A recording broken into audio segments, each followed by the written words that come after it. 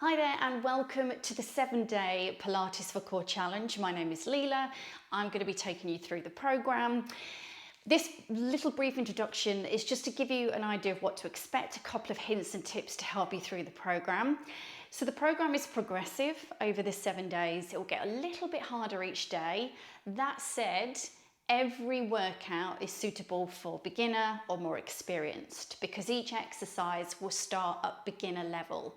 So, and within the duration of the exercise, I will offer options for progression, or you can stay with beginner level, or you can regress back if you find that the progression is a bit too challenging.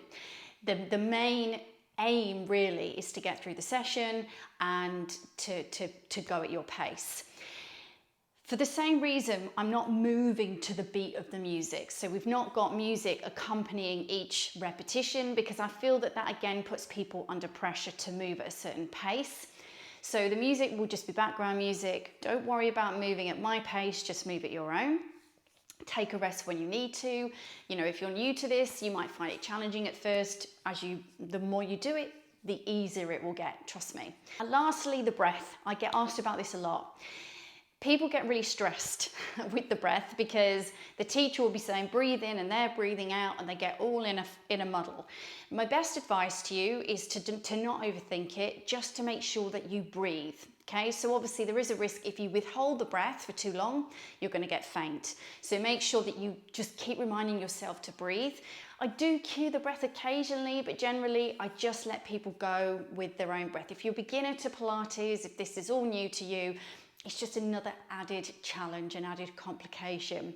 If you do want to add a bit of breath to your movement, then generally, in principle, we breathe in to prepare to move, or on the easier part of the exercise, and we breathe out on the effort, the harder part of the exercise. But as I said, don't stress about it, don't worry, just move and make sure that you are regularly breathing. So without further ado, come over to your mat and we'll get it started. So I popped a block underneath my head to give myself a little bit more comfort. If you want to do the same, you could either use a block or you can use a cushion, whatever you've got at home.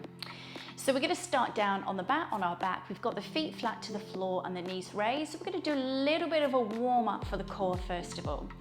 So I'm going to teach you something that might just help you, particularly when you're lifting the head and shoulders off the mat, which can be quite challenging for most people. So we're going to bring the fingers here up to the ears, so the elbows are nice and wide. We're going to take a breath in, and as we breathe out, I want you to slide your ribs down towards your pelvis and tilt your pelvis up towards your ribs, and then you're just going to lift your head off as you breathe out. And then as you breathe in, you're going to relax the head and shoulders, allow the ribs and the pelvis to fall away. And again, as we breathe out, we're going to slide the ribs down, squeeze the pelvis up, lift the head and shoulders, breathe in to roll back down. Now don't worry about lifting up too high. Try and keep the elbows wide. It's just a small movement here, just to warm up the core muscles. So not too high. Now, what you may notice here is that as you lift the head and shoulders, as you create this rib to pelvis connection, the lower back comes down towards the floor. Now this can help because as the lower back hits the floor, it gives you something to push against, meaning that you can get the head and shoulders up a little bit higher. Now, not everybody's lower back will come down. It's going to depend on the shape of your spine. So if you can't feel the mat under your back as you lift the head and shoulders, you can, if you wish to, just put like a small towel or a hand towel underneath your lower back so you get that sensation of having something to push against as you lift the head and shoulders. We're going to take 2 more.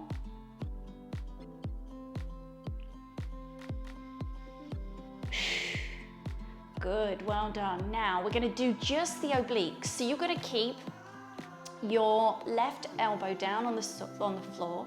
We're going to take a breath in. Again, as we breathe out, we're going to do the same rib to pelvis action as we pull the shoulder up and across.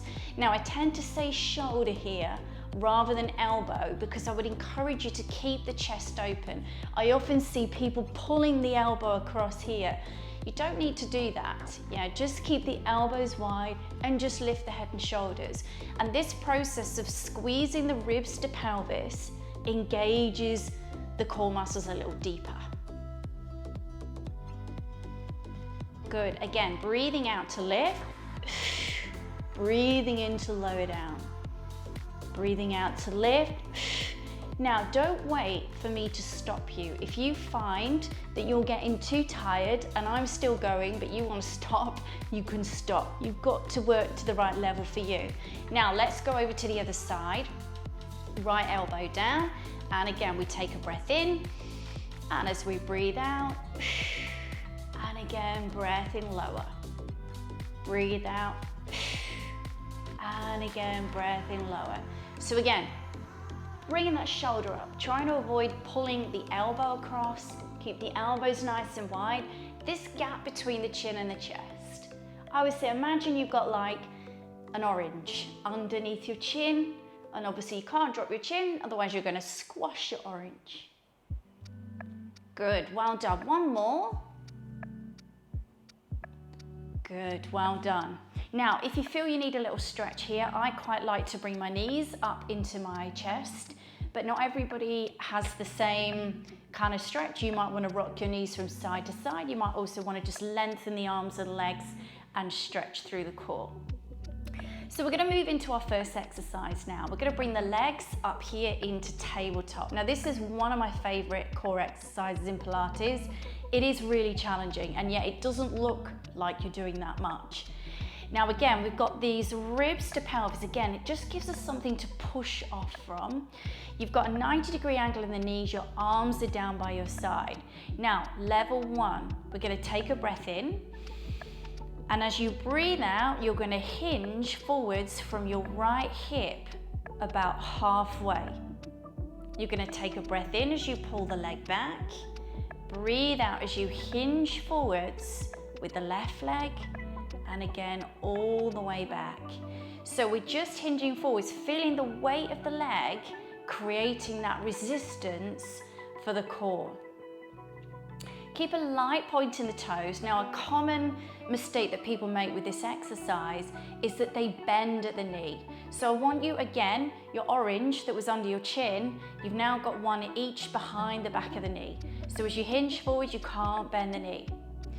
So your level one is to hinge forward slightly. Level two, you start to bring the foot down to tap to the floor. Now again, if that is just too much for you, then just hinge forwards. Yeah, find that right level for you.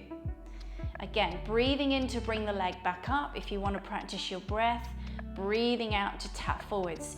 Now sometimes people think that going quick is better. Actually, slower is harder, certainly in this case. So as we move nice and slow, we've really got to use the core muscles here to lift up. And of course, your final progression option here is to start to tap the foot further away. So as you hinge forwards, we're tapping a bit further away. Good, well done. We're going to take one more to each side. And again, you're probably going to feel like you need a little bit of a stretch here. So again, we're going to have a hug of the knees into the chest. A little rock from side to side. So we've got one more exercise. We're going to bring the feet back down onto the mat. This time you're going to take the arms nice and wide so they're out the way. Now again, we're going to take a breath in. And as we breathe out, we're going to squeeze the ribs to pelvis, and we're going to lower the knees over to the right.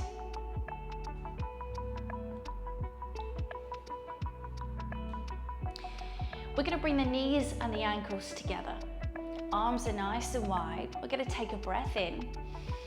And again, as we breathe out, we squeeze the ribs to pelvis as we lower the knees over to the right. Now, I want you to keep the knees stacked, which means that the foot of the top leg is going to come off the floor. Now, Allow these legs to come over as low as you like, but we're going to use the core now to lift those legs all the way up and through the center. And then we're going to do exactly the same over to the other side. Now we're going to make sure that the opposite shoulder stays down on the mat, so we're not over rotating.